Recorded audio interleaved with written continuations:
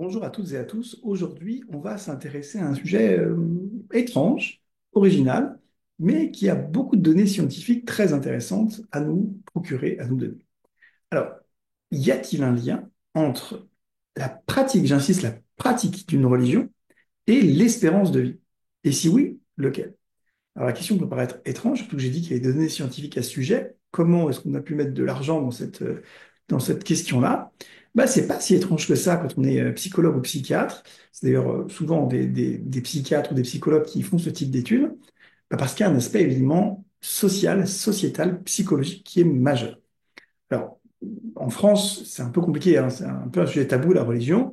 Les gens qui se disent croyants, on les regarde un petit peu de travers. Alors, les pratiquants, ça y est, on les a perdus, ils sont plus avec nous, ils sont dans un autre monde, hein.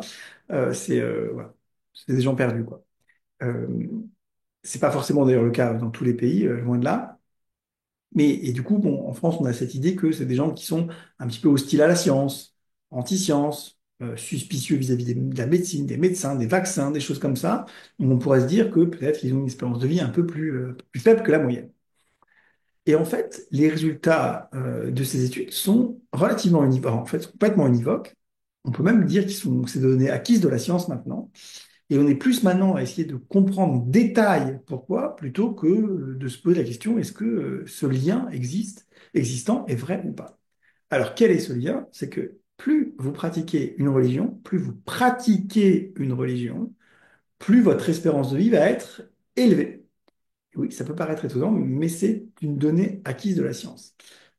Sur les grandes populations, en plus, on connaît bien sûr les déterminants de l'espérance de vie. Par exemple, si vous fumez, si une population fume, elle a plus de chances de mourir vite, malheureusement. Si une population boit trop d'alcool, etc., etc., ben, les grands déterminants de l'espérance de vie, on les connaît. Donc, on peut en plus corriger les différents biais qui seraient liés à des populations qui seraient différentes. D'ailleurs, c'est intéressant de regarder sur des populations qui ne sont pas si différentes que ça, à vrai dire, entre les pratiquants, parce que là, c'est pas des croyants, c'est des pratiquants, et les non-pratiquants, qu'ils soient croyants ou non d'ailleurs. Euh, et bon, de toute façon, les biais ont pu être corrigés, donc il y a beaucoup de biais qui ont été corrigés, et malgré la correction de ces biais-là, eh bien, on trouve toujours ce même résultat. Plus il y a une pratique, plus l'espérance de vie est élevée. Donc ça peut paraître étonnant et c'est pour ça que j'ai décidé de faire cette vidéo et de vous parler un petit peu des déterminants qui peuvent expliquer cela. Alors juste à titre d'exemple, je vais vous partager quelques articles. Ici, vous avez un article très intéressant qui est publié dans le JAMA, enfin, un des journaux du JAMA, en 2016 de mémoire, ici, voilà, qui s'intéresse, là, en l'occurrence, aux femmes. Ici, c'est un article qui s'intéresse aux Européens âgés. Ici, c'est une méta-analyse qui s'intéresse à tenter d'expliquer, de voir s'il y a une part génétique et qu'il y a la part environnementale, qu'il y a la part génétique dans l'explication de cette différence, que, encore une fois, cette différence, elle est acquise. C'est un très bon chercheur, je vous recommande vraiment, un très grand professeur de psychologie. Et, voilà, cet article s'intéresse plus pour le coup à essayer de comprendre les déterminants fins, qu'ils soient génétiques ou environnementaux, qui peuvent expliquer ça. Bref, on va revenir à notre sujet. Donc, on va essayer de comprendre ensemble pourquoi il y a cette différence vraiment statistiquement significative, cliniquement significative, entre le niveau de pratique de la religion et l'espérance de vie. Alors évidemment, ceux qui connaissent cette chaîne, ceux qui connaissent les données scientifiques à ce sujet, savent que le stress joue un rôle énorme, énorme, dans l'espérance de vie. Puisque le stress est mauvais pour tout, absolument tout, pas du tout que pour le cerveau, pas que pour le risque de troubles anxieux, pas que pour le risque de troubles psychiatriques, c'est mauvais pour tout. Or, il est clair que la pratique de la religion, encore une fois, c'est pas moi qui le dis, hein, c'est bien expliqué dans les études dont je ne vous ai fait part, la pratique de la religion va permettre de diminuer ce facteur majeur qu'est le stress. Il faut vraiment comprendre que l'espèce humaine est une espèce sociale, sociable et grégaire, et que l'aspect communautaire est très important. Or, les gens qui pratiquent une religion, en tout cas dans ceux qui ont été échantillonnés ici, c'est-à-dire en Occident, et donc l'écrasante majorité sont des religions dites abrahamiques, donc soit issues de la Torah, soit issues du Nouveau Testament, soit issues du Coran, donc juifs, musulmans, chrétiens, musulmans. Ces religions abrahamiques sont quand même des religions globalement pratiquées en commun, avec un aspect communautaire, encore une fois, pour les pratiquants. On ne parle pas des gens qui se sont sécularisés avec le temps, on parle vraiment des pratiquants là.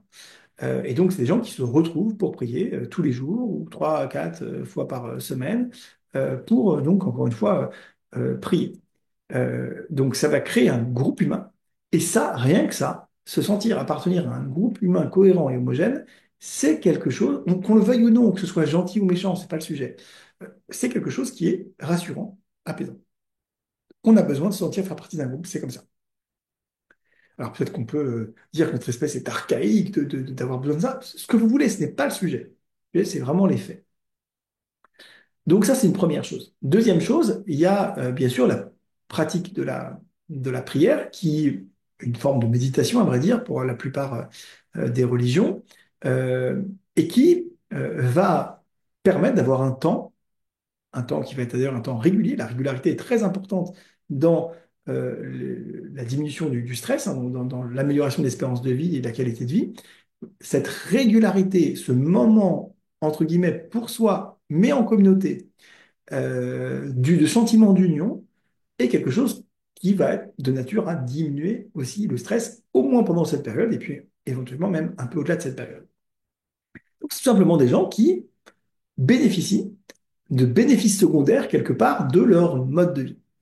Euh, L'aspect social, bien sûr, est donc aussi très important. Et sur cet aspect social, on a encore une fois l'aspect, par exemple, de charité et d'éthique. Alors, il ne s'agit pas de dire, je vous en prie, que les personnes qui ne pratiquent pas une religion, qu'ils en aient une ou non, non, ne sont pas des gens éthiques ou avec une morale ou qui font de la charité.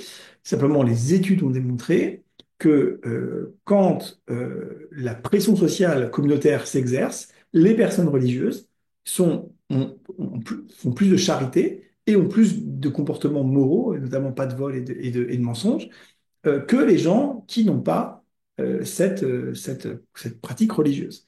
Alors, encore une fois, ce qui est intéressant, c'est que bah, dans le secret, quelque part, les gens pratiquants, etc., ils retrouvent leur instinct, leur bas instinct animaux, hein. On a du mal, c'est très compliqué de sortir de sa condition animale. Donc là, il n'y a plus aucune différence, hein. Une fois que les barrières de pression sociale sont parties, les pratiquants et les pas pratiquants, c'est le même niveau d'amoralité, ça veut dire.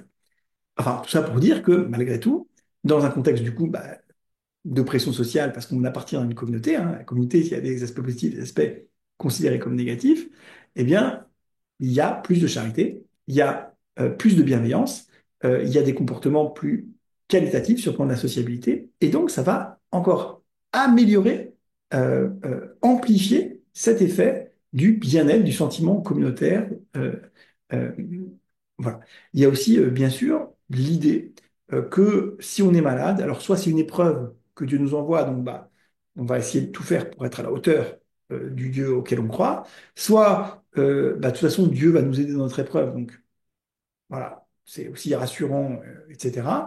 Et donc, quel que soit en gros l'angle par lequel on prend, les croyances et les pratiques religieuses, surtout donc chez les pratiquants, vont permettre de diminuer en termes de stress l'impact d'une maladie grave ou d'une mauvaise nouvelle, etc. Encore une fois, ça ne veut pas dire, hein, compris, soyez subtil, hein, je sais que c'est des sujets qui emballent les gens, mais ça ne veut pas dire que les gens croyants et pratiquants n'ont pas de stress, loin de là, encore une fois, des faits sur des populations entières.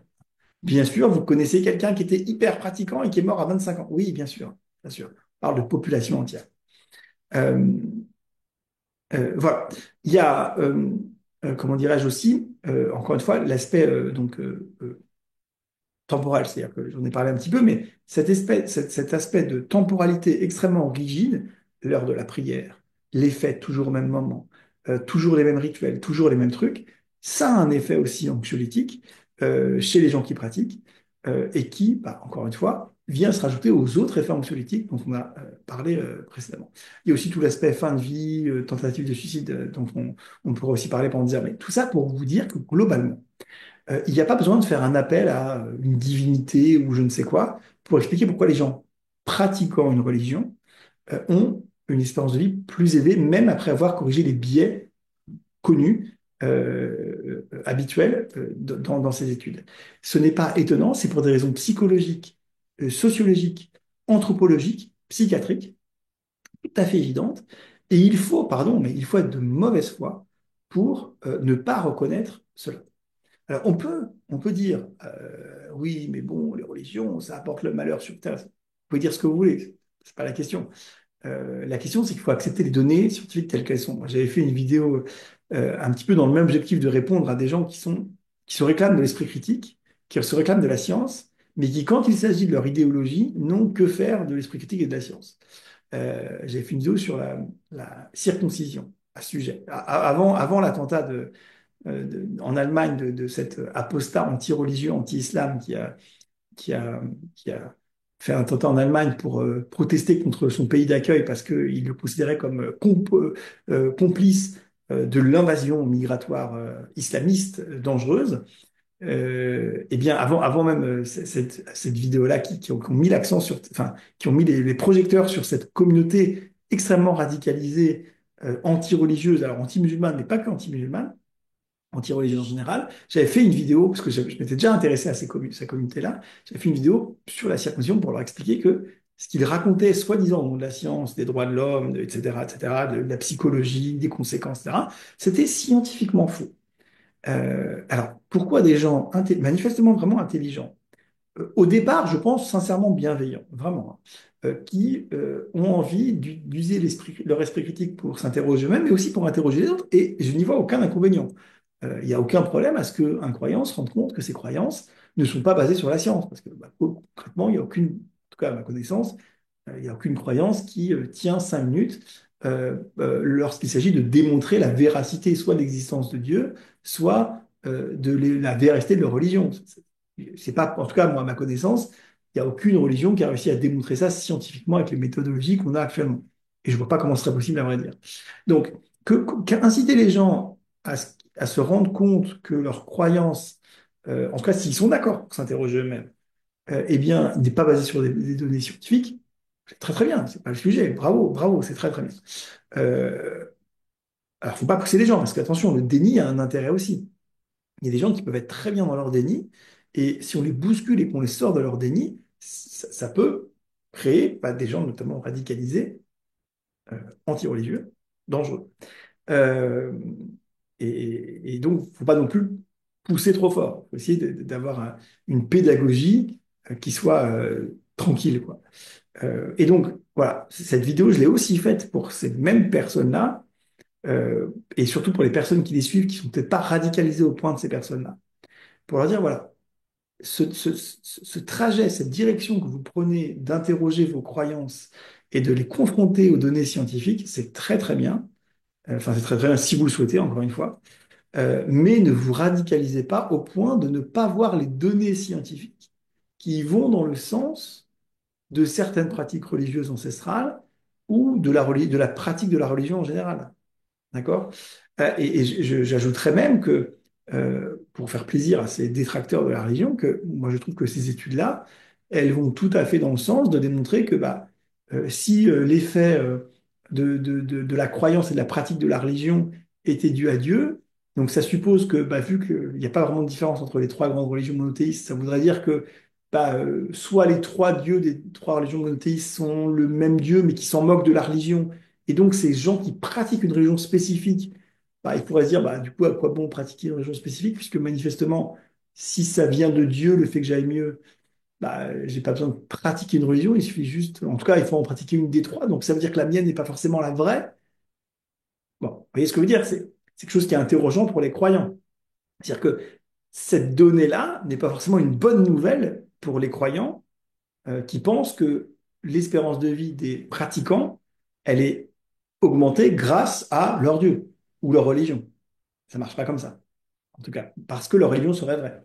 Donc, ces données-là, elles sont plutôt en faveur des gens sceptiques qui disent, voilà, moi, vos religions, je pense pas que c'est vos religions qui fassent que vous avez une espérance de vie plus élevée. Le problème qu'on a, c'est que ces gens très radicalisés anti-religion, ils en sont même à dénier les données scientifiques. C'est-à-dire qu'ils vont vous dire que non, la circoncision, c'est très dangereux, c'est une atteinte aux droits de l'homme, ça a des conséquences physiques et psychologiques graves, et donc il faut l'interdire. Bon. Ils vont développer d'ailleurs des théories quasiment complotistes pour expliquer pourquoi aujourd'hui c'est encore autorisé. Et de l'autre côté aussi, ils ne vont pas reconnaître que la pratique de la religion a un intérêt social, sociétal, individuel et collectif, alors que les données scientifiques vont dans ce sens. Vous comprenez?